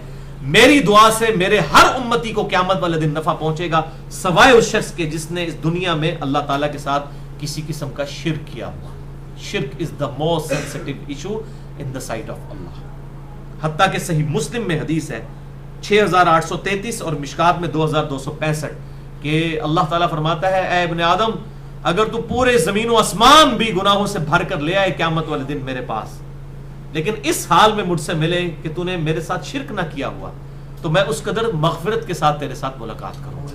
یعنی تیرے چھٹکارے کے چانس بن جائیں گے اگر شرک نہ کیا ہوا. شرک is the most sensitive issue in the sight of Allah. Allah کے حضور سب سے زیادہ حساس معاملہ ہے شرک والا. پھر سورہ الزمر میں تو جس شان سے یہ آیت آئی ہے میں کہتا ہوں انسان کانپ اٹھتا ہے. آیت نمبر 65 سورہ الزمر کی وَلَقَدْ أُوحِيَ إِلَيْكَ وَإِلَى الَّذِينَ مِن قَبْلِكَ, اے نبی صلی اللہ علیہ وسلم ہم نے آپ کی طرف بھی اور آپ سے پہلے تمام پیغمبروں کی طرف تمام انبیاء کی طرف ایک کانٹے کی بات وہی کی تھی. لَإِنْ أَشْرَكْتَ, کہ اے پیغمبروں اگر تم نے بھی شرک کیا لَيَحْبَطَنَّ عَمَلُكَ وَلَتَكُونَنَّ مِنَ الْخَاسِرِينَ, تو تمہارے بھی اعمال برباد کر دیے جائیں گے اور تم بھی خسارہ پانے والوں میں ہو جاؤ گے. اور یہ نبی صلی اللہ علیہ وسلم کو خطاب کیا جا رہا ہے کہ آپ کی طرف اور آپ سے پہلے تمام پیغمبروں کی طرف اسی طریقے سے وہی کی گئی تھی. یعنی ان کے ذریعے امتوں کو سنایا گیا. نبیوں کے بارے میں تو محال ہے کہ وہ شرک کریں, لیکن سینسٹیوٹی بتائی جا رہی ہے. یہ کتنا سینسٹیو ایشو ہے, ڈر جانے کا مقام ہے اس حوالے سے. اسی لیے بھائیوں میں اکثر کہتا ہوں کہ قرآن حکیم میں اللہ تعالیٰ نے سورۃ الفاتحہ کی جو آیت نمبر 4 ہے یہ ڈیسائسو آیت ہے جو ہر نماز کی ہر رکعت میں ہم پڑھتے ہیں. ایاک نعبد و ایاک نستعین, پورا توحید و شرک کا معاملہ اس کے اندر جو ہے وہ کور ہے. اے اللہ تیری ہی عبادت کرتے ہیں اور غائب میں مدد کے لیے یعنی دعا کے لیے صرف تجھی کو پکارتے ہیں. ایک تو ہے ویسے مدد کے لیے کسی کو پکارنا, وہ تو قرآن حکیم میں سورۃ المائدہ میں پہلے رکوع میں آیا وَتَعَاوَنُوا عَلَى الْبِرِّ وَالتَّقْوَى وَلَا تَعَاوَنُوا عَلَى الْإِثْمِ وَالْعُدْوَانِ, نیکی اور پرہیزگاری کے کاموں میں ایک دوسرے کی مدد کرو اور برائی کے کاموں میں مت کرو. ایک تو یہ ہے, یہ ظاہری اسباب تو آپ اختیار کر سکتے ہیں, لیکن ایک ہے غائب میں پکارنا, کسی ہستی کے بارے میں ایسا عقیدہ رکھنا جو سامنے موجود نہیں ہے کہ وہ یہ سننے پہ بھی قادر ہے اور میری مشکلات دور کرنے پر بھی قادر ہے. تو یہ ہے دعا, اور دعا صرف اللہ تعالیٰ کے ساتھ خاص ہے. ایاک نعبد و ایاک نستعین. اور میں اس کے اوپر بڑا یہ جملہ بولا کرتا ہوں کہ بھائیو یہ اتنا سینسٹیو ایشو ہے کہ اللہ تعالیٰ نے پرٹیکولرلی ایاک نستعین جو دعا ہے, اگرچہ یہ بھی عبادت کے اندر داخل ہے, الدعاء هو العبادہ, جامعہ ترمذی میں, ابو داؤد میں, سنن ابن ماجہ میں حدیث ہے, دعا ہی تو عبادت ہے. لیکن اس آیت کے اندر دعا کو الگ کیا کیونکہ اس میں زیادہ شرک ہونا تھا. ایاک نعبد, عبادت میں دعا بھی آ گئی, نماز بھی, سجدہ بھی, رکوع بھی, قربانی بھی, نظر نیاز, ہر چیز. لیکن ایاک نستعین کو الگ اس لیے کیا کہ اس کے اندر مین پرابلم کھڑی ہونی تھی. اور حتیٰ کہ سورۃ النمل کی آیت نمبر 62 تو بالکل اس موضوع کو کھول کر بیان کرنے والی ہے. اَمَّن يُجِيبُ الْمُضْطَرَّ إِذَا دَعَاهُ, بتاؤ تو کون ہے وہ ہستی جو اضطراب میں گھرے ہوئے شخص کی دعا کو قبول کرتی ہے, وَيَكْشِفُ السُّوءَ, اور اس سے وہ تکلیف دور کر دیتی ہے, وَيَجْعَلُكُمْ خُلَفَاءَ الْأَرْضِ, اور تمہیں اگلوں کا خلیفہ کرتی ہے اس زمین پر. یعنی تم مر جاتے ہو, تمہارے ماں باپ مرتے ہیں, تم مر جاؤ گے, تمہاری اولاد, اس طریقے سے وہ زمین پر اگلوں کا خلیفہ تمہیں کرتی ہے. اَإِلَٰهٌ مَّعَ اللَّهِ, کیا اللہ کے ساتھ کوئی اور الہ بھی ہے جو تکلیف دور کر دے؟ قَلِيلًا مَّا تَذَكَّرُونَ, لیکن تم بہت کم ہی نصیحت حاصل کرتے ہو. یعنی اللہ کے ساتھ کوئی اور الہ ہے, اللہ تعالیٰ ہمارے گویا ایسی ہستی جس کے بارے میں عقیدہ ہے کہ میں اسے پکاروں گا اور میری تکلیف دور کر دے گی, گویا تم اسے الہ ہی مان رہے ہو یہ آیت بالکل کلیئر کٹ ہے. جو اکثر کہتے ہیں کہ الہ کیسے ہم نے مان لیا, ہم تو اللہ کے اذن سے ہی مانگ رہے ہوتے ہیں. تو یہاں تو اللہ تعالیٰ نے کہہ دیا کہ کسی بھی ہستی سے مانگو گے اس نیت کے ساتھ تو یہ معاملہ جو ہے بالکل الہ مع اللہ والا ہے. اور میں نے بڑی ڈیٹیل کے ساتھ اس پہ لیکچر بھی ریکارڈ کروا دیا ہے. مسئلہ نمبر 3 دعا صرف اللہ ہی سے, اور ریسرچ پیپر نمبر 3 8 صفحوں کا اہل سنت پاک .com پر دعا صرف اللہ ہی سے. اور اسی لیکچر کی ایکسٹینشن ہے مسئلہ نمبر 43 وسیلہ اور توسل کے صحیح احکام و مسائل, جس میں میں نے الحمدللہ جتنے بھی دھوکے آج کل لوگ دیتے ہیں اس حوالے سے ان کو کھول کر بیان کیا ہے. لیکن یہاں پر پرٹیکولرلی جو رحمان کے بارے میں بیٹا تجویز کرنے والا معاملہ ہے یہ بہت سینسٹیو ہے. اس حوالے سے اس سورت کو ضرور یاد کریں جو پرٹیکولرلی پوری سورت اس ٹاپک کے اوپر ہے. قل هو اللہ احد, سورہ اخلاص. کہہ دیجئے کہ وہ اللہ یکتا ہے, اکیلا نہیں, یکتا ہے, یونیک. ایک تو کئی ہے, ایک تو بہت ہے. محمد صلی اللہ علیہ وسلم بھی تو ایک ہی ہے نا, کوئی اور محمد ہے؟ اس کی اپروپریٹ ٹرانسلیشن ہے وہ اللہ یکتا ہے, یونیک ہے, کوئی نہیں ہے اسے, کسی بھی اعتبار سے ایسا نہیں ہے. اللہ الصمد, اللہ بے نیاز ہے. لم یلد ولم یولد, نہ وہ کسی کا باپ ہے اور نہ کسی کا بیٹا, یعنی اس نے نہ کسی کو جنا نہ وہ کسی سے جنا گیا, وہ تو ہمیشہ سے. ولم یکن لہ کفوا احد, اور اس کی ٹکر کا, اس کے مقابلے کا کوئی ایک بھی نہیں ہے. اس کو ہم کہتے ہیں ٹچ سٹون آف تھیولوجی. توحید کی جو کسوٹی ہے نا, معیار ہے, کرائٹیریا ہے جج کرنے کا, جیسے وہ گولڈ سمتھ نے رکھی ہوتی ہے نا سونیاروں نے سونے کو چیک کرنے کے لیے, یہ ہے توحید کی وہ سمجھ لیں کسوٹی, ٹچ سٹون آف تھیولوجی. قل هو اللہ احد اللہ الصمد لم یلد ولم یولد ولم یکن لہ کفوا احد, اس کی ٹکر کا کوئی ایک بھی نہیں ہے. اور یہ بھائیو اتنا سینسٹیو ایشو ہے کہ اللہ تعالیٰ نے سورہ المائدہ کے آخری رکوع میں پرٹیکولرلی اس کو بالکل حتمی انجام تک پہنچایا ہے, اور میں نے پورا لیکچر بھی اس کے اوپر ریکارڈ کروا دیا ہے. مسئلہ نمبر ہے 90. اہل کتاب یعنی جیوز اور کرسچنز کو قرآن حکیم کی دعوت, یعنی قرآن حکیم نے اس اکیلے خدا کی دعوت جیوز اور کرسچنز کے لیے کیا دی ہے, جیوز اور کرسچنز کے لیے. مسئلہ نمبر 90 میرا ریکارڈ ہے, اس میں کراس ریفرنس کے طور پہ جتنی بھی آیات قرآن حکیم میں موجود تھیں وہ میں نے, اور اسی میں میں نے غلوف کی مذمت کے اعتبار سے بھی آیات بیان کی تھی بڑی ڈیٹیل کے ساتھ. لیکن اس ٹاپک کا تقاضا یہ ہے کہ ہم 5-7 منٹ میں وہ آیات ضرور کور کریں. آپ قرآن حکیم کھول لیں, کیونکہ اب میرے پہ چونکہ کیفیت طاری ہوئی ہے اس حوالے سے, تو میں چاہ رہا ہوں اس کو آپ ضرور کور کریں تاکہ ہمارا ایمان بھی تازہ ہو جائے.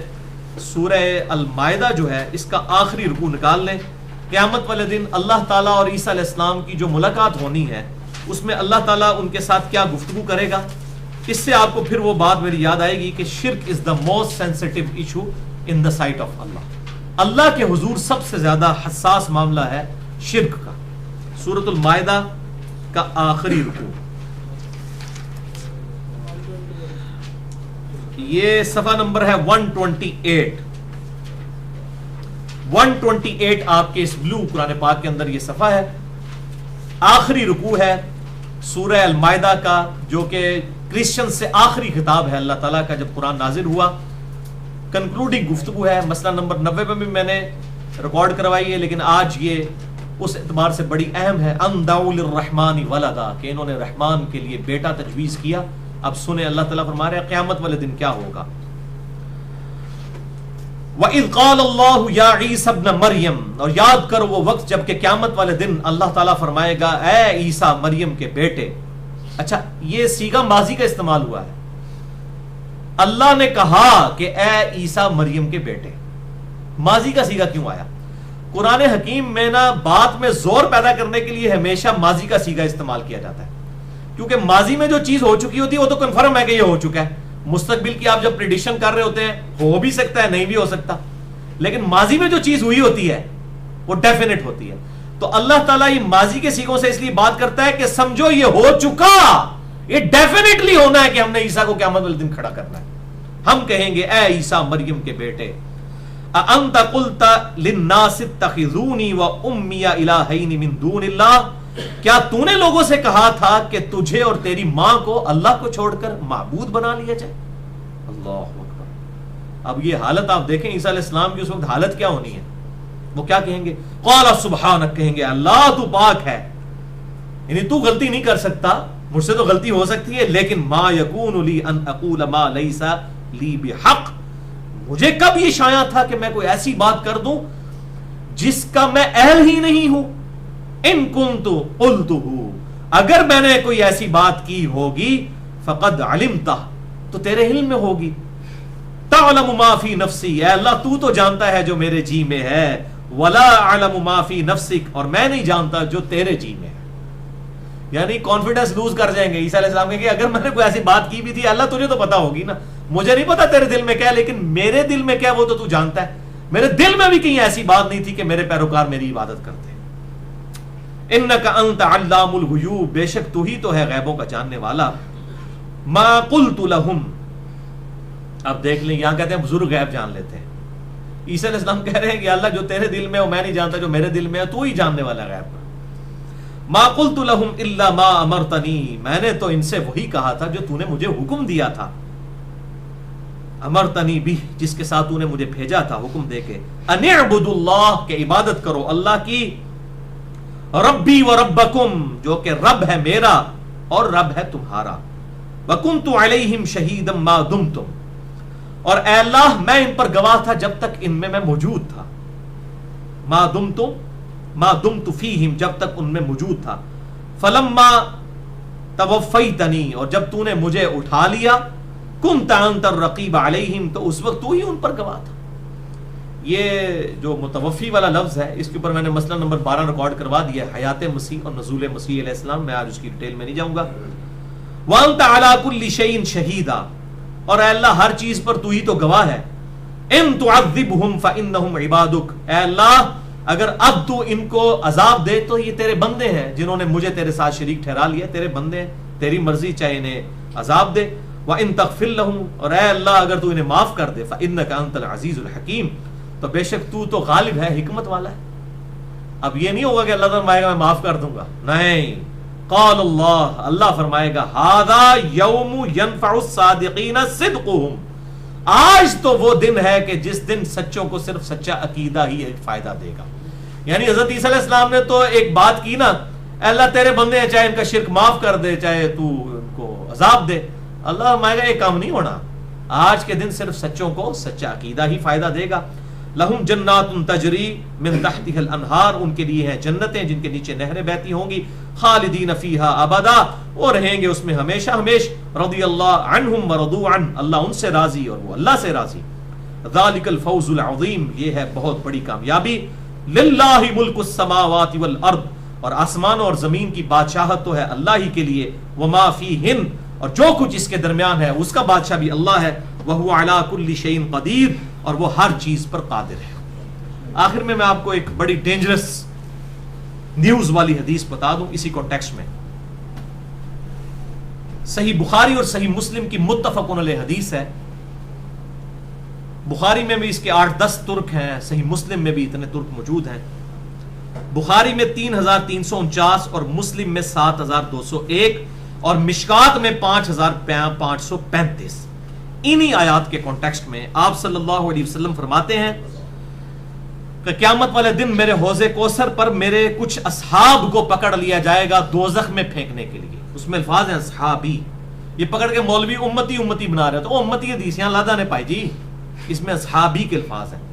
میرے صحابہ کو روک لیا جائے گا دوزخ کے لیے، اور میں کیا کہوں گا اس وقت؟ آپ صلی اللہ علیہ وسلم فرماتے ہیں میں کہوں گا اصحابی اصحابی، یہ تو میرے صحابی ہیں، چھوڑ دو ان کو، یہ میرے صحابی ہیں.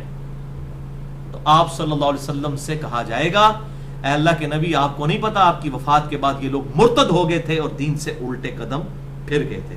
ایک طریق تو میں نے پہلے بتا دیا بخاری اور مسلم سے، اس میں آتا ہے آپ کہیں گے سحقن سحقن لمن غیر بعدی، ان پر پھٹکار ہو جنہوں نے میرے بعد میرے دین کو بدل دیا. اس حدیث میں الفاظ ہیں بخاری 3349، مسلم 7201، مشکات 5535. آپ فرماتے ہیں جب مجھے بتایا جائے گا نا کہ انہوں نے میرے بعد میرے دین کو بدل دیا اور یہ لوگ خود دین سے الٹے قدم پھر گئے، یعنی میری زندگی تک تو صحابی تھے، بعد میں یہ مرتد اور کافر ہو کر مرے، تو آپ صلی اللہ علیہ وسلم فرماتے ہیں کہ اس وقت میں بھی اللہ تعالیٰ سے وہی کہوں گا جو عیسیٰ علیہ السلام قیامت والے دن کہہ رہے ہوں گے. اور پھر آپ نے یہ آیت تلاوت کی اس موقع کے اوپر, اور امام بخاری سورۃ المائدہ کی اس آیت کے کانٹیکسٹ میں اس حدیث کو ریپیٹ کرتے ہیں. آپ صلی اللہ علیہ وسلم فرماتے ہیں کہ میں بھی قیامت والے دن اللہ تعالیٰ سے کہوں گا وَكُنْتُ عَلَيْهِمْ شَهِيدًا مَا دُمْتُ فِيهِمْ, اے اللہ میں تو ان اپنے اصحاب پر اسی وقت تک گواہ تھا جب تک میں ان میں موجود تھا. فَلَمَّا تَوَفَّيْتَنِي, جب تو نے مجھے اٹھا لیا, كُنْتَ أَنْتَ الرَّقِيبَ عَلَيْهِمْ, پھر تو ان پر گواہ تھا. تو میں بھی اس وقت یہ کہوں گا یا اللہ میرا کوئی اب اس کے اوپر کوئی ذمہ داری نہیں ہے, جو کچھ انہوں نے کیتا آپ بھگتن گے. تو آپ صلی اللہ علیہ وسلم نے یہ آیت باقاعدہ تلاوت کی. تو یہ آیت صرف حضرت عیسیٰ نے نہیں پڑھنی ہے, یہ ہمارے نبی نے بھی پڑھنی ہے, اور یہ ڈر جانے کا مقام ہے. اگر ان لوگوں کے بارے میں یہ آیت پڑھی جا رہی ہے جو آپ کی زندگی میں ایمان لائے اور بعد میں دین چھوڑ گئے, تو آج کل کے جو مسلمان ہیں وہ کس کھاتے کے اندر آتے ہیں کہ ان کو اتنا کانفیڈنس ہے کہ جی ہم بچ جائیں گے, جی جو کچھ بھی ہے اللہ تیرے محبوب کی امت سے ہیں, بے ایمان ہیں, ٹھگ ہیں, بے نمازی ہیں, بے شرم ہیں, کوئی گل نہیں تیری اللہ مننی, پر جو کچھ بھی ہے تیرے محبوب دی امت کو سانو انجی بخش دے, کچھ نہیں اسی کرنا. یہ کس جو ہے وہ زوم کے اندر مبتلا ہے. اللہم من احییتہ منا فاحیہ علی الاسلام ومن توفیتہ منا فتوفہ علی الایمان. اللہم ربنا آتنا فی الدنیا حسنہ وفی الآخرۃ حسنۃ وقنا عذاب النار. اللہم اجرنا من النار, اللہم اجرنا من النار, اللہم اجرنا من النار. اللہ تعالیٰ سے دعا ہے جو حق بات میں نے کہی اللہ تعالیٰ ہمارے دلوں میں راسخ فرمائے. اگر جس بات میں میرے منہ سے کوئی غلط بات نکل گئی تو اللہ تعالیٰ ہمارے دلوں سے معاف کر دے. ہمیں کتاب و سنت کی تعلیمات پر عمل کر کے دوسرے بھائیوں تک پہنچانے کی توفیق عطا فرمائے. سبحانک اللہم و بحمدک اشہد ان لا الہ الا انت استغفرک و اتوب الیک وما علینا الا البلاغ المبین.